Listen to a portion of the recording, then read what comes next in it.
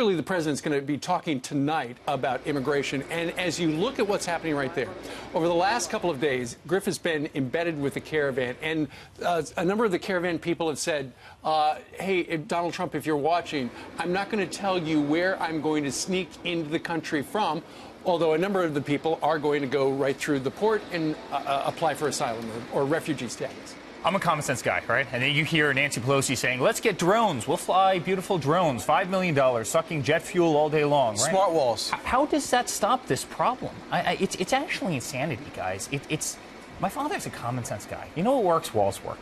And more law enforcement works. And sure, technology certainly works, right? No discounting that. But a drone does not fix this problem. I mean, you have thousands and thousands and thousands of people wanting to overrun the border. And they've quite frankly said exactly as you said, we're not going to go through the ports of entry anymore. We're going to find the areas where the wall isn't built because it's much easier to get into the country that way. And that's why he's passionate about it. That's why he's passionate about a common sense solution. And let's remember one other thing. We gave $150 billion to Iran, a country who hates our guts, who's exploring nuclear weapons and everything else. My father can't get $5 billion to protect the southern border. Are we kidding ourselves right now? Well, here's what bothers a couple of things. If you talk to the people of El Paso or San Diego, they will tell you they remember life before and after there was a fence there. Sure. And in San Diego, they just need to be refurbished, and they put a double fence in there. It dropped, Duncan Hunter Sr. did that, and it dropped traffic down to 90% effective. And if you look at what Israel did, that's what your dad had in mind. So, okay. So the people of Texas, New Mexico, and San Diego had a different idea, okay, or Arizona. So the president shows he's pliable. He'll bend on that. He'll go to Ballard. Walls work, right? And guys, I've seen the human element of this whole thing. I've spoken to those angel moms, as have you. I spoke to one a few weeks ago who had lost their child 2 weeks before. People are being torn apart in this country. You've got a drug problem. You know, you have really good people who are also here, right? Mm-hmm. There's a lot of problems that you have to fix when it comes to immigration, whether it be the Dreamers, whether it be the wall, whether it be a system that promotes illegal immigration and stops good quality legal immigration. And I find it so hard to believe that a couple smart people can come together and get this right. But all they want to do is they want to obstruct my father. It was a campaign promise of his. He said he was going to build a wall. He said he would take care of the immigration problem, which no one has solved. And all they want to do is obstruct him so he doesn't get that check next to his name. It's obvious. I mean, they were for it before, and now they're against it because your father ran on this. But is this why your dad is sending the 3,700 troops down to the border? Because if they're saying we're not going to give you the wall, he's saying I've got to do something. I've got all these migrant workers coming up. Is that going to work? Are those troops going to work? Stop it. You have to stop the problem. We have to know who's in this country. And let's have a great legal system. Our legal system of immigration is broken, too. It's something that no one ever wants to talk about. Why don't we have an incredible legal system? Why don't we stop the illegal immigration? Why don't we fix the problem once and for all? And you know what?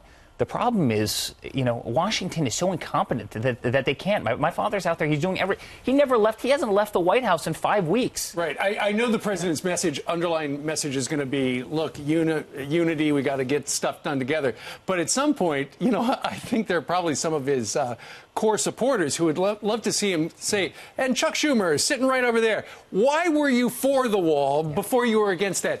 And Madam Speaker, right behind me, let's negotiate right now because so many members of your caucus have voted for the wall, but now you don't want me to get a win. And it's not a win for me, he would say. It's a win for the American people. And it wasn't one statement. It was statement after statement after statement after statement where they said we needed border security and we needed to stop the drugs and we needed to stop the human trafficking and all the other problems associated with it. And it's guys, it's very sad, but he's going to win this one. Watch, he's going to win this one. And the thing about the police buildup that we're looking at here, these are Mexican police. These are people who are trying to keep the migrants not from, storming the border or anything else. They're trying to keep it on the other side, although Mexico had said that they were going to stop the migrants at their southern border. Now they're trying to stop them at the northern border. Yeah, let's split the screen with that. Let's keep monitoring because it's developing.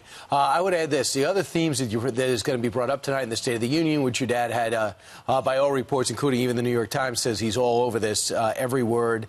And as Kellyanne Conway says, he's sharpening it up. He likes to write a Sharpie over it. The other thing is going to be trade.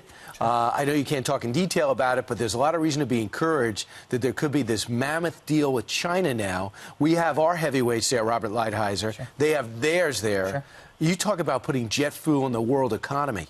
Is there a sense that something's happening there? Well, listen, China's down 30% right now. We're winning the trade war with China in every single way. They don't want to talk about it, all right? They're very private, but we're winning this trade war. Make no mistake, my father's winning this trade war. And, you know, he finally has them at a point where I think they will come to the table. And I think they'll be good for China. I think they'll be good for the U.S. We need access to their markets. I think they'll be good for everything. What they've done with intellectual property, what they've done ripping off U.S. companies, it's incredible. And my father's putting a stop to it. But listen, my father has a reason to brag.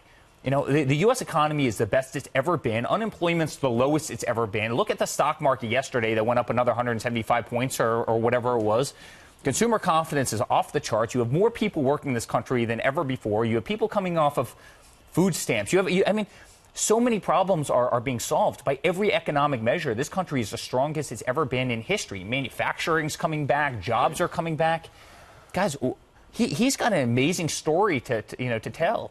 And then you have, you know, Nancy and the Democrats on the other side who just want to stop him at every single turn because they know he's winning. That's what's hard for a lot of, I know, parents, families. You know, we all go to work every day. We try to put food on the table for our child. We want our country to be safe. And then when you see people that are stopping, our Border Patrol agents, you ask them on the border. We've interviewed them so many times. They say we need a wall. Sure. And the Democrats are not allowing them to have that wall because they don't want your dad to have success. Sure. Look what happened in New York. This is AOC's territory. Sure. This is her district. You have an MS-13 gang member who shot someone on a subway platform, shot them in the face. All on video. All on video. And then you have... Is this another example you have angel of why moms that are going to Democrats' offices on Capitol Hill. They won't even see them. They're saying that they're going to call the Capitol Police to have them arrested. They don't want to confront them. They won't talk to Border Patrol because Border Patrol will tell them that they need the wall.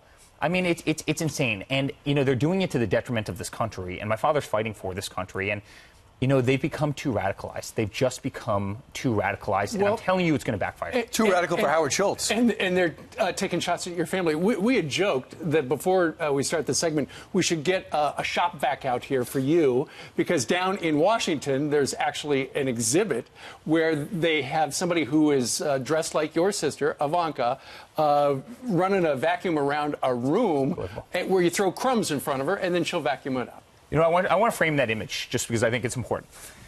These leftists called up a modeling agency saying, you know what, I want to get a nice woman to come stand on a carpet so our people, with a vacuum of all things, so our people can throw food and crumbs to mimic a powerful woman who has done more for women than probably anybody in Washington, D.C. I mean, think about that hypocrisy. They're supposed to be the quote-unquote, they label themselves as a party of women. Yet they're throwing food, they're throwing garbage at a woman on a carpet holding a vacuum cleaner to mimic somebody who really does care and who's fought so hard for women. And you know what, guys? I say keep doing it. Keep going, because they're losing people with this nonsense, with this craziness. It's no different than, you know, these birthday abortions and everything. They're losing people with this craziness that they're doing, Eric, and it's got to stop. I mean, it's become too radicalized.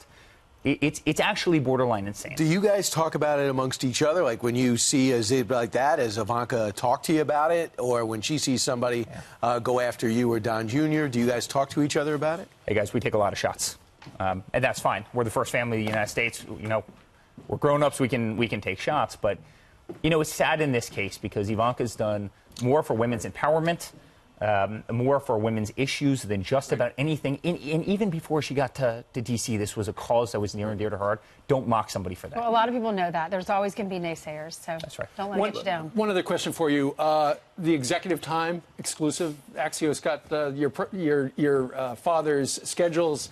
60% of the time, nothing scheduled. Yeah. Here's what I'll tell you. My father is the hardest working man I've ever met in my life, and there's probably no one that knows him in this world as well as I do. When I worked with him at, you know, our company, you know, he was in the office at 7 o'clock in the morning. He didn't leave until all hours. He would call you at 11 o'clock at night. He would call you at 5 o'clock in the morning. My father doesn't stop. He's a machine. So by the if way, there's no meeting on the ledger. by the way, you know, what those does that mean? those Axios people, Yeah. right? You should have seen them on the campaign trail, right? Where none of the reporters could keep up with my father, who is double their ages. They'd be drinking Red Bull and Monster energy drinks, sleeping in the corner while he was doing his 7th rally of the day. I don't want to hear it from him. He is truly one of the hardest working people in the world. He just does not like the normal things to do list. Guys, I've never walked into the Oval Office where I didn't see 30 people in the office, whether it be generals or whether it be economists or whether it be special guests or foreign leaders. I mean, the guy is the hardest working person there is. And what, just because you don't have a scheduled event? Oh, come on. I mean, it's give me a break. These people need to move on. We know you're going to the State of the Union tonight. You got a busy day. I'm excited. Thank you very much for joining us live. He's got to catch Thank the you. Acela. We will continue to monitor what's going on our southern border with the Mexican police. In the meantime,